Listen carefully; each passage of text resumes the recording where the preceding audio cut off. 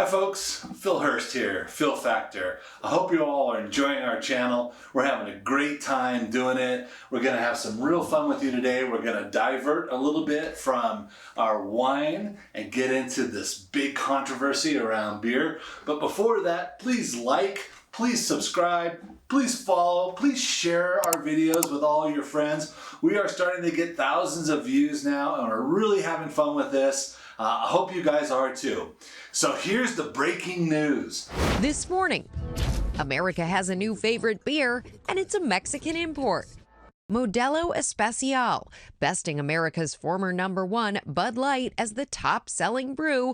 Bud Light, the leader for over 2 decades, falling behind. The thing that sort of tipped it over the edge was this boycott of the Bud Light brand. I'm not going to get into the politics about that, but I will tell you about the beer industry. For years and years and years, breweries have been fighting for micro share on the shelves. Suddenly, Bud Light launches this controversial campaign. They lose 30% in sales. That's huge. That never happens. And who replaces Bud Light but an import called Modelo? Now, the funny thing is, the parent company is the same for both companies. Very, very strange. People don't know that. Modelo is marketed by Constellation here in the United States, and Bud Light is marketed by InBev here in the United States. So here we have an upstart Mexican import beer taking over for the country's #1 beer. I don't care about the politics. Let's taste the product. Hey folks, now it's time to taste. Now, most of the people that are tasting and enjoying Bud Light and Modelo aren't pouring them in a glass. I'm going to taste them out of the can first, like most of you drink them, but then I'm also going to pour them in the glass so we can see what they look like. Is there a difference of colors? Is there a difference of effervescence? Let's check it out. Bud Light, formerly the #1 beer in America. Here we go. It smells good. It's fine. It's light. I haven't had a Bud Light in 25 years. Simple, clean, no bitterness like you get in these IPAs. Good bubbles, very, very light. You could drink a 6-pack of these, no problem. Okay, folks, now Modelo. I don't think I've ever had a Modelo. Everybody's drinking it now. It's now taken over as the #1 beer in this country. Unbelievable. It must taste good. Let's give it a go. Doing it just like the drinkers would do. Modelo.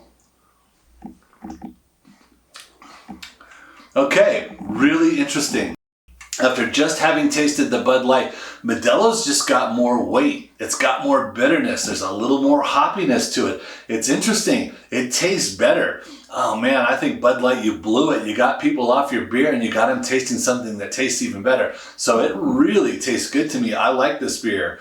I really like it, I think, with a little lime or lemon in it. Now I'm going to pour them in the glasses. Let's see how they look.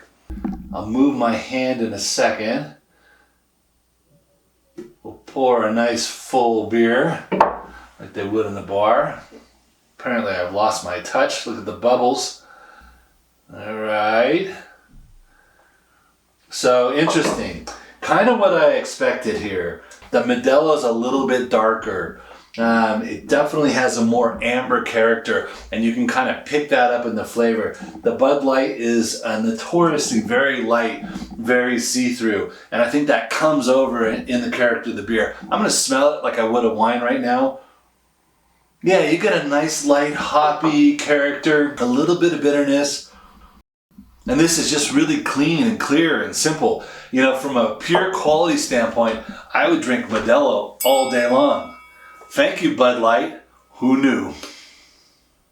Bud Light has now introduced us to Modelo. Boy, I think that's going to be really tough on their brand. I hope you've enjoyed this video. A lot of fun for us to make these things. If you have any comments, let us know. Cameraman Natalie, anything to say? Yeah, thank you so much for watching. I hope you enjoy.